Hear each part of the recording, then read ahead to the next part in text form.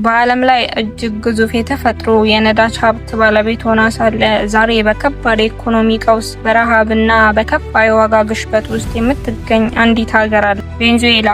የደቡብ አሜሪካ እንቁ ትባል የነበረችው ይህች ሀገር ዛሬ በከባድ ችግር ውስጥ ትገኛለች። ዜጎቿስ በየዕለቱ ምን አይነት ፈተናዎችን እያለፉ ነው? እስቲ አስቡት። መሬቷ ስር ያለው የተፈጥሮ ሀብት ዓለምን ሊያሞቅና ሊያንቀሳቅስ የሚችል በቂ ነዳጅ ይዟል። በዓለም ላይ ካሉ ትላልቅ የነዳጅ ማጠራቀሚያዎች ውስጥ አንዱ የእርሷ ነው። ነገር ግን ዛሬ ጠዋት ከእንቅልፎ ሲነቁ የኪስ ቦርሳው ውስጥ ያለው ገንዘብ ዳቦ እንኳን መግዛት አቅቶታል። ቤተሰቡን ለመመገብ አንድ ከረጢት ዱቄት ወይም ትንሽ ቲማቲም ለመግዛት በኪሎግራም የሚመዘን የገንዘብ ቁልል ይዘው ወደ ገበያ መሄድ ግዴታ ይሆኑቦታል። ይህ የህልም ዓለም አይደለም። በዛሬው ዕለት በቬንዙዌላ በሚሊዮኖች የሚቆጠሩ ሰዎችን የዕለት ተዕለት እውነታ ነው። አንዲት ሀገር እንዴት ከዚህ ሁሉ የሀብት ከፍታ ወደዚህ መሰል ጥልቅ የውድቀት አዘቅት ልትገባ ትችላለች? ዛሬ በዚህ ረዥምና ጥልቅ ዘገባ ከዚህ ግዙፍ የኢኮኖሚ ውድቀት ጀርባ ያሉትን እውነታዎች፣ የታሪክ ውጣ ውረዶችና የህዝቡን የማይበገሪነት አንድ በአንድ እንቃኛለን። ይህንን አስደናቂና ጥልቅ ዘገባ ሙሉውን በመመልከት ስለ ዓለም ወቅታዊ ሁኔታዎች በየጊዜው ለማወቅ ቻናላችንን ሰብስክራይብ በማድረግ ቤተሰብ ይሁኑ። ወደ ኋላ መለስ ብለን ስንመለከት ቬንዙዌላ በላቲን አሜሪካ ከነበሩት እጅግ የበለጸጉና የተከበሩ ሀገራት አንዷ ነበረች። በ20ኛው ክፍለ ዘመን አጋማሽ ላይ ሀገሪቱ በዓለም ትልቁን የነዳጅ ማጠራቀሚያ ስታገኝ የኢኮኖሚዋ አቅም በአጭር ጊዜ ውስጥ እጅግ አደገ።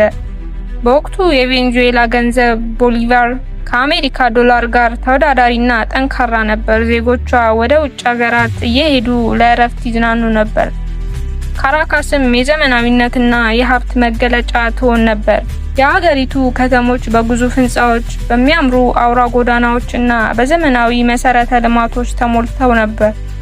የነዳጅ ሽያጭ ያስገኘው ገቢ መንግስት ለህዝቡ ማህበራዊ አገልግሎቶችና ነፃ ትምህርትና የጤና እንክብካቤ እንዲያቀርብ አስችሎት ነበር። በወቅቱ የላቲን አሜሪካ ህልም ሀገር ትባል ነበር። ሰዎች ከሌሎች አጎራባች ሀገራት ወደ ቬንዙዌላ እየመጡ የተሻለ ስራና ኑሮ ለመፈለግ ይሰደዱ ነበር። ነገር ግን የታሪክ መዘዝ ምንጊዜም አስገራሚ ነው። በሀብት ላይ ብቻ የተመሰረተ ኢኮኖሚ መገንባት ከባድ አደጋ አለው። የነዳጅ ዋጋ በዓለም ገበያ ላይ መዋዠቅ ሲጀምር የሀገሪቱ ችግሮች መገለጥ ጀመሩ። በ1990ዎቹ መጨረሻ ላይ ኡጎ ቻቬዝ ወደ ስልጣን መጣ። ቻቬዝ ሶሻሊዝምና ለደሆች የሚሆን የሀብት ክፍፍል ፖሊሲ አወጣ። መጀመሪያ ላይ ደሆችን የሚደግፉ ፕሮግራሞች ተወዳጅነት አትርፈው ነበር።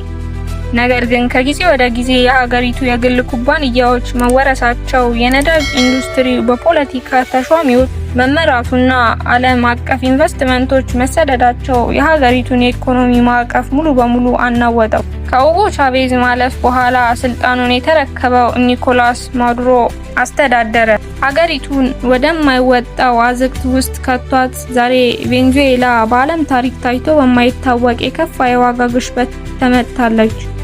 የሀገሪቱ ገንዘብ ዋጋውን ሙሉ በሙሉ በማጣቱ ምክንያት ሰዎች ኪሎግራም የሚመዝን ገንዘብ ይዘው ትንሽ ኬክ ወይም ዳቦ ለመግዛት ወደ ሱቅ ይሄዳሉ።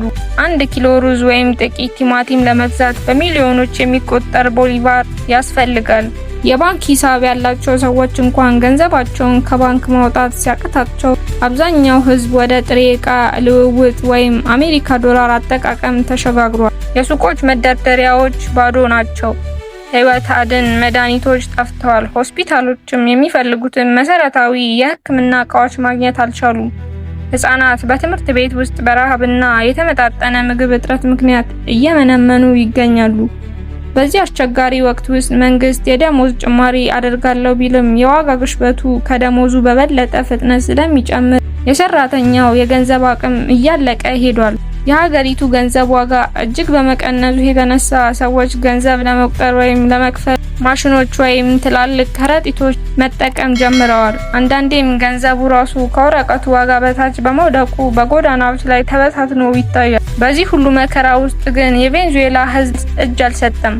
የዕለት ተዕለት ኑሮን ለማሸነፍ በሚያስገርም የፈጠራ ችሎታና ጽናት ይንቀሳቀሳሉ። መምህራን፣ ዶክተሮችና መሐንዲሶች በወር የሚያገኙት ደሞዝ አንድ ከረጢት ዱቄት እንኳን አይገዛም። ስለዚህ ብዙዎቹ ተጨማሪ ስራዎችን ለመስራት ጥቃቅን ንግዶችን ለመጀመር ወይም በዲጂታል ዓለም ውስጥ እንደ ኦንላይን ጨዋታዎች፣ ቪዲዮ ኤዲቲንግ እና ፍሪላንሲንግ በመሳተፍ ዶላር ለማግኘት ይሞክራሉ። የኤሌክትሪክ መቆራረጥና የውሃ እጥረት የዕለት ተዕለት ችግር ሆኗል። ሰርጦችና መብራቶች ያለማቋረጥ ይጠፋሉ። ህዝቡም ይህንን የኑሮ ፈተና በጽናት ለመቋቋም እርስ በርሱ ይረዳዳል። ጎረቤቶች ምግብ ይጋራሉ። ማህበራዊ ትስስሩ ጠንክሮ ይቀጥላል። ሆኖም የጤናና የትምህርት ተቋማት ውድቀት ለወደፊቱ ትውልድ ላይ ትልቅ ጥላ አጥልቷል። ወጣቶች ትምህርታቸውን አቋርጠው ቤተሰባቸውን ለመርዳት ወደ ስራ ለመግባት ተገደዋል። በየቤቱ ያለው የኑሮ ሁኔታ እጅግ አሳዛኝ ነው። ሰዎች ቤታቸውን ለማደስ ወይም ጋዝ ለመግዛት ሲቸገሩ በእንጨት እሳት ማብሰል ይጀምራሉ። የህዝቡ ማመላለሻዎች ነዳጅ በማጣታቸው ሰዎች ለሰዓታት በእግር ለመጓዝ ወይም በተጨናነቁ መኪኖች ውስጥ ለመጓዝ ይገደዳሉ። ነገር ግን የቬንዙዌላ ህዝብ ባህላዊ ሙዚቃውን፣ ስፖርቱንና ፈገግታውን ሙሉ በሙሉ አላጣም። በውስጡ ያለውን ተስፋ ለመጠበቅ ጠንካራ ትግል እያደረገ ይገኛል። ይህ ሁሉ መከራ ለብዙዎች መቋቋሚያ አልሆነም። ከህዝቡ መካከል ከ7 ሚሊዮን በላይ የሚሆኑት ሀገራቸውን ጥለው ተሰደዋል። ወደ ኮሎምቢያ፣ ፔሩ፣ ቺሊ፣ ብራዚል እና አሜሪካ የሚደረገው አደገኛ የስደት ጉዞ የብዙዎችን ህይወት ቀጥፏል።